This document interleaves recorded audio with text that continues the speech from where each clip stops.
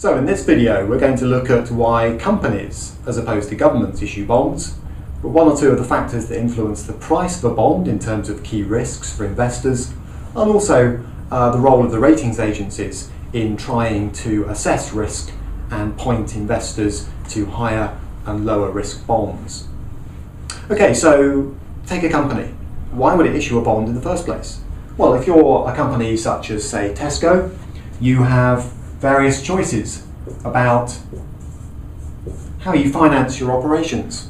For example, if you make enough profits of your own, you can simply reinvest them without asking anybody and grow the business by buying stores. So companies enjoy what's called organic growth. And the lucky ones grow that way all the time. They don't have to go to external third parties and try and persuade them to give them money. But of course, that's not an option for all firms, especially ones that want to grow quickly. So option number two, you could try the bank. That's what I'd do. I'd probably go to my bank manager and say, how about an overdraft or a personal loan? And a company can do that as well. But there may be a cheaper way for a large company such as Tesco to raise capital. And that's where bond issues come in.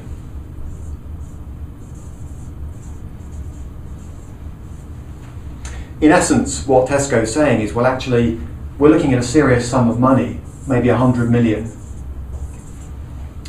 Perhaps we can raise that cheaper over here than over there, because what we're going to do is go to investors, slice up the 100 million into tradable chunks. Each one's called a bond, it carries a coupon, it carries a redemption date, and what we'll do is sell them off in chunks, typically to institutional investors such as pension funds and life assurance companies. And the reason for doing it sounds like a lot of hassle compared to a bank loan, but the reason for doing it is you can often raise the money cheaper. Not an option available to Tim Bennett, there's not a Tim Bennett bond out there, but it is an option available to big firms such as BP, Tesco and the like. There's a fourth one, which we're not covering in this video, and that's called a share issue. An alternative to issuing bonds is to bring in new owners, and in return they'll expect dividends, for example, and hopefully some share price growth. This is actually the most expensive route. Shareholders take more risk than bondholders because basically dividends are not guaranteed. Interest normally has to be paid on bonds by law, and also if a company goes bust, shareholders are at the bottom of the heap. And shareholders also can't do something the bank could do, which is ask Tesco for security. A bit like my mortgage is secured on my house, so Tesco could offer a bank some form of security. It could also offer bondholders a similar type of security, but that's not something shareholders get. So, four sources of finance, and we're going to focus on this one, bonds.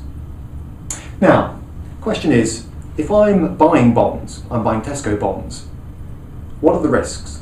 What's going to affect the price? How do I know whether they're going to go up or down, and by how much? Well, worth taking a look at the two key factors. There are many that influence the price of, say, a Tesco bond.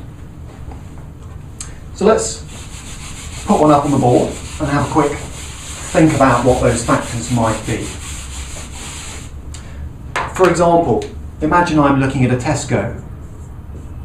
6%, there's the coupon, 2029 bond priced at around 110 at the moment.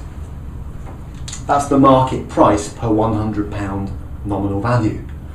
In another video, we look at what this coupon means and what this redemption date's all about, and also the difference between the market price and nominal value. So let's take that as read for a moment and just think about, well, if I buy this bond for 110, it's offering a 6% coupon.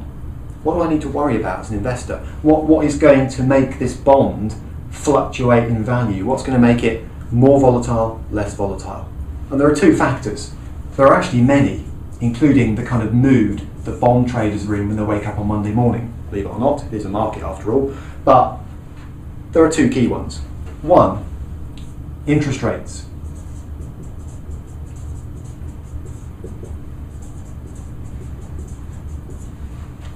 This is a fixed coupon bond, no matter what happens tomorrow morning.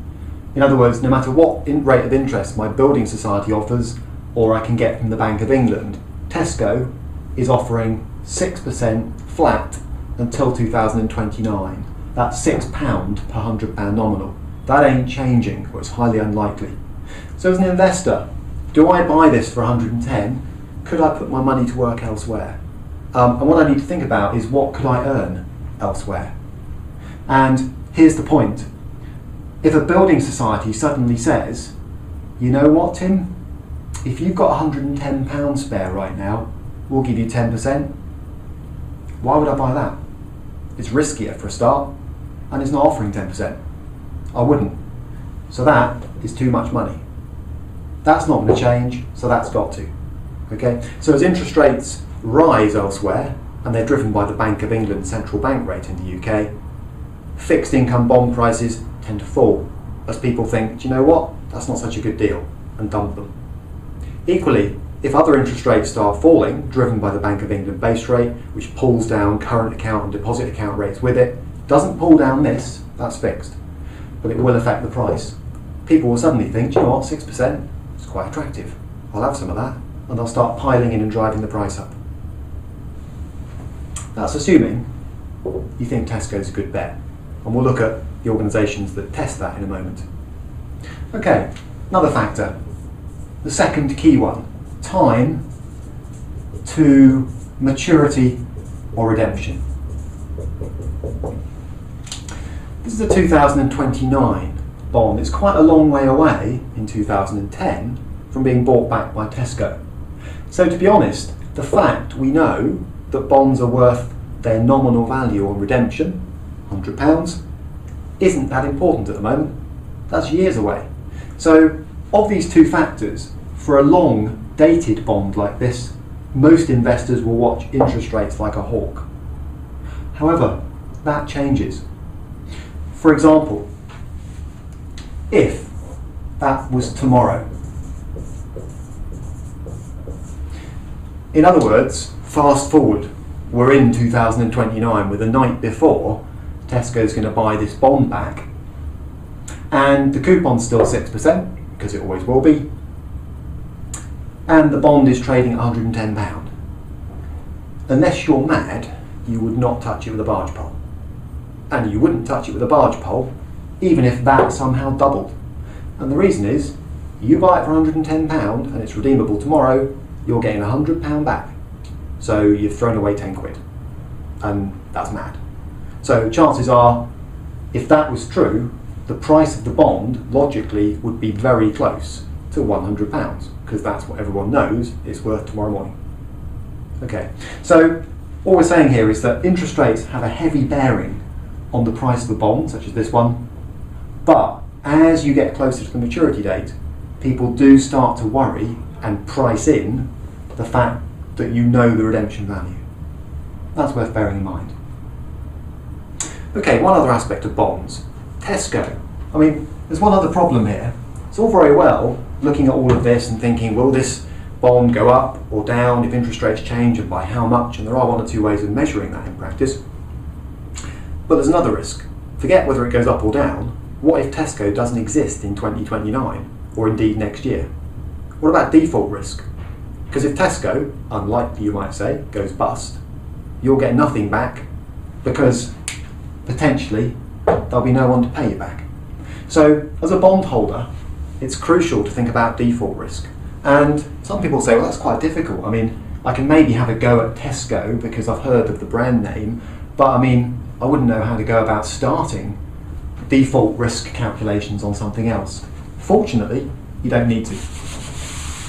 And the reason for that, in theory, is there is a bunch of people out there paid to do the job for you. Ratings agencies.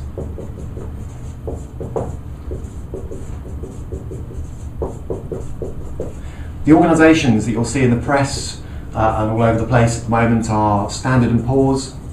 These are the sort of names. Moody's, a rival organisation, and there's another one out there, Fitch. These are all ratings agencies. And what they do is they put a rating on bond issuers and bonds. So they'll look at a company such as Tesco and ask themselves the question, just how financially sound is Tesco? They do ratio analysis amongst other things. And they'll also look at the type of bond that's been issued by Tesco, because some bonds are riskier than others. And they'll come up with a rating. And if you're a really risk-averse investor, you ideally want, over here for example, the so-called AAA rating. That means the issuer is as safe as the government, pretty much. Or at least most governments. Okay. Once you get to a rating below AAA, so essentially these guys crunch the numbers, put a rating on each bond and the issuer, and decide whether it's AAA or below. Once you start to move down the alphabet, and it goes as far as D normally, D the default, that's serious trouble. All right. As you slip down the ratings, anything on this score much below about BBB is known as sub-investment grade. In some language, almost non or subprime. So as an investor, you can get a sort of warm feeling, not a guarantee, I have to say. Lehman Brothers was AAA before it went bust, effectively. But you can get a kind of warm feeling by looking at the rating. This is public information. And the higher it is, the closer to AAA, the less risky, all other things being equal, the issuer and the bond are thought to be.